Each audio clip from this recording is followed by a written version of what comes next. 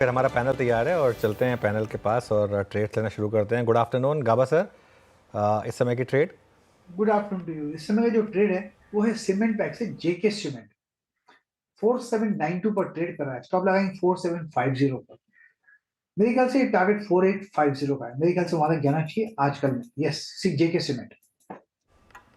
जेके cement में एक मौका आपके लिए गाबा जी ने पिक किया है। मानस, आफ्टरनून आपका ट्रेड। गुड आफ्टरनून हर्षदा जी। तो देखिए, बंधन बैंक में खरीदारी करने की राय रहेगी। स्टॉक 2-3 दिनों में कंसोलिडेशन स्टॉक ने दिखाया, लेकिन ये कंसोलिडेशन 10 डे मूविंग एवरेज के ऊपर हो रहा था। आज के पैटर्न को देख के लग रहा है कि रैली रिज्यूम हुई है। करंट लेवल्स पे आप बंधन बैंक में खरीदारी कर सकते हैं। 211 रुपए के स्टॉप लॉस से 211 के स्टॉप लॉस से ये कैश लेवल से वहां पर आप स्टॉप लॉस लगाइए, खरीदारी करिए और 222 रुपए 222 के टारगेट आपको सेट करने हैं बंधन बैंक में। चाहे तो 220 वाला अक्टूबर मंथ का कॉल ऑप्शन जो 8 रुपए पे ट्रेड हो रहा है, वहां पर 6 रुपए के स्टॉप लॉस से खरीदारी करिए और 12 रुपए के टारगेट इस ऑप्शन में सेट करिए। ओके, बंधन बैंक 220 की कॉल भी आपके पास एक विकल्प है at the rate I think आपकी स्क्रीन पे ट्रेड करती हुई, और 214.90 पे futures. Shilpa ji, good afternoon, आपका ट्रेड।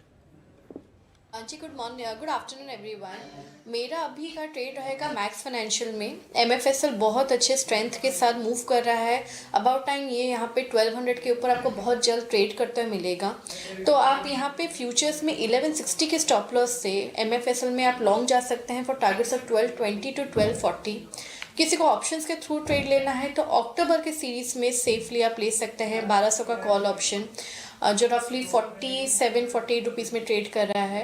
आप इसमें भी पार्टिसिपेट कर सकते हैं। स्टॉप लॉस आप यहाँ पे 35 का रखिए and can stay long also. Okay, stay long max financial, ये एक अप्रोच हो गई इस समय शिल्पा जी की तरफ से।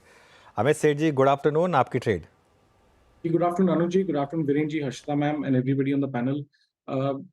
अनुज जी, मेरी इस समय की ट्रेड रहेगी हीरो मोटोकॉर्प। हीरो मोटोकॉर्प में हमने देखा था 5900 में एक ब्रेकआउट आया था। स्टॉक 1 से 2 दिनों का रेस्ट कर रहा था और यहाँ पे वापस एक मोमेंटम देख रहे हैं। इसके RSI indicators both daily and hourly charts पे वेल प्लेस है और आज के सत्र में हमने एक नया फ्रेश इसमें स्विंग ब्रेकआउट देखा आर्ली चार्ट्स पे। तो इसे बाय करें। 6000 का स्टॉप लॉस रहेगा और टारगेट्स रहेंगे 6300 के। ओके, तो ये फिलहाल आपके लिए एक ट्रेड अच्छा खासा हीरो मोटोकॉर्प में 6300 के लिए एक मौका मिल रहा है तेजी का। राजेश सातपुते, आफ्टरनून, आपका trade. Very good afternoon Harshada ji and good afternoon everyone.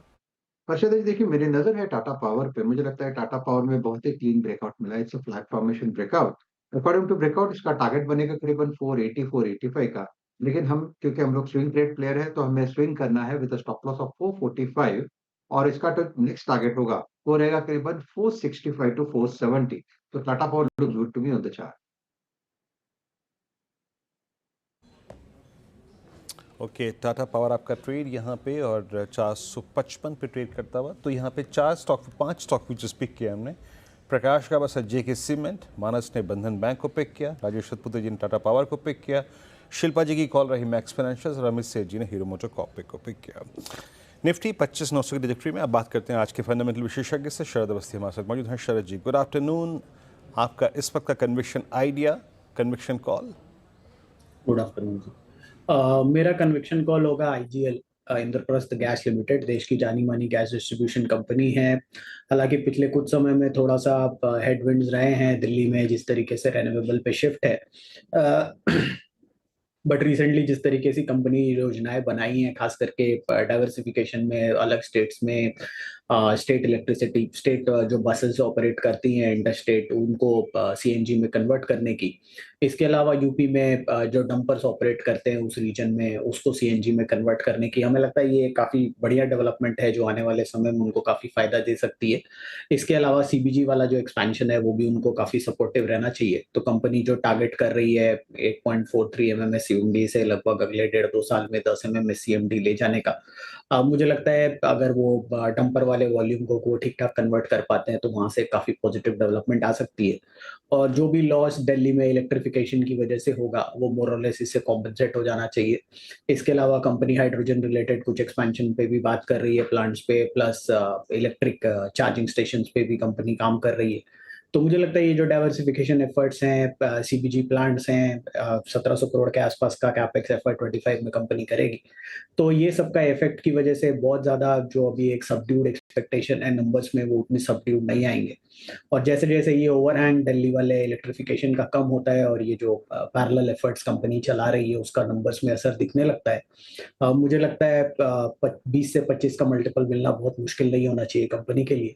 और FY26 में कमाई करीब 35 रुपए के आसपास आनी चाहिए, तो 35 पे 20 का मल्टीपल भी इनिशियली मिलता है, तो 700 रुपए के इनिशियल टारगेट्स के हिसाब से इंद्रप्रस्थ गैस। ओके, आईजीएल शरद जी की कॉल है, इट्स 5:45। याद रखिएगा ये इंट्राडे ट्रेड नहीं है, स्विंग ट्रेड है। टाटा साहब आप लेके देखिए अभी